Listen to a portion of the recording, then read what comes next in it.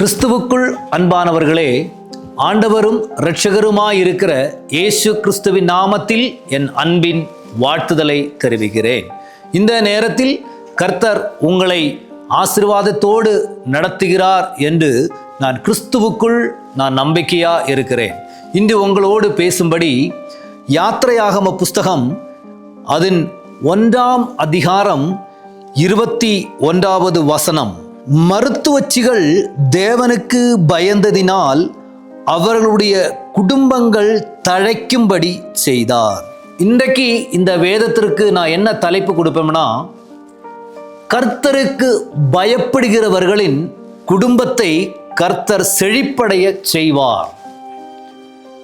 இன்றைக்கு அநேக குடும்பம் கர்த்தருக்கு பயப்படாததினாலேயே சீர்குலைந்து போகிறது. அநேக இடங்களிலே அவர்கள் தோல்வி அடைந்து போகிறாங்க.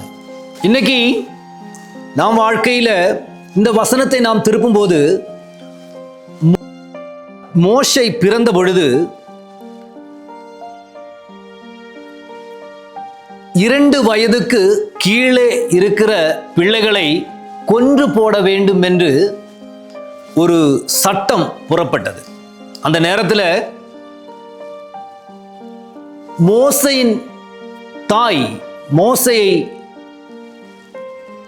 பிரசவிக்கும் பொழுது அங்க வந்த மருத்துவச்சிகள்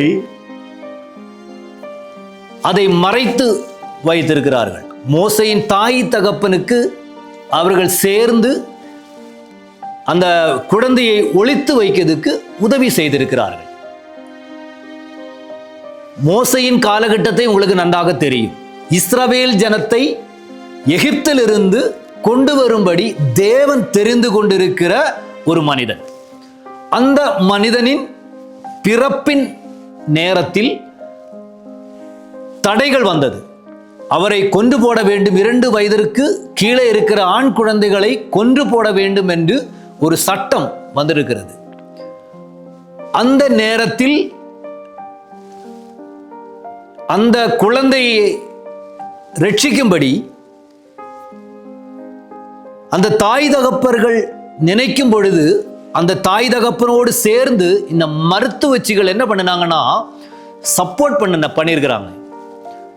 அவர்கள் ராஜாவினிடத்தில் போய் சொல்லும்போது, நாங்கள் செல்லும் முன்பே அவர்கள் பிரசவித்து விடுகிறார்கள் என்று சொல்லப்பட்டிருக்கிறது.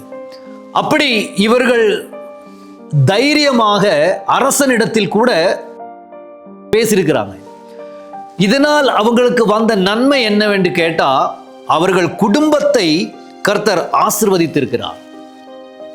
இன்றைக்கு தேவ வசனத்திற்கும் தேவனுக்கும் பயந்து வாழ்கிற ஒரு குடும்பத்தை கர்த்தர் என்று சொல்கிறார். அந்த தலைமுறைகளை நான் ஆசீர்வதிப்பேன் என்று சொல்கிறார்.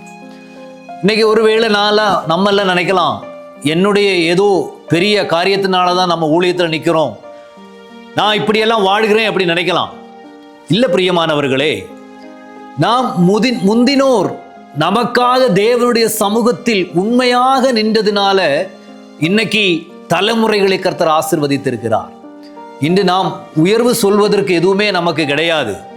இன்னைக்கு நீங்க தேவனுடைய சமூகத்தில் தேவனுக்காக உண்மையாக இருந்து பயந்து கர்த்தருக்காக நீங்கள் வாழ்வீர்கள் என்றால் உங்கள் தலைமுறைகளை கர்த்தர் ஆசீர்வதிக்க வல்லவராய் இருக்கிறார் என்று வேதம் சொல்கிறது.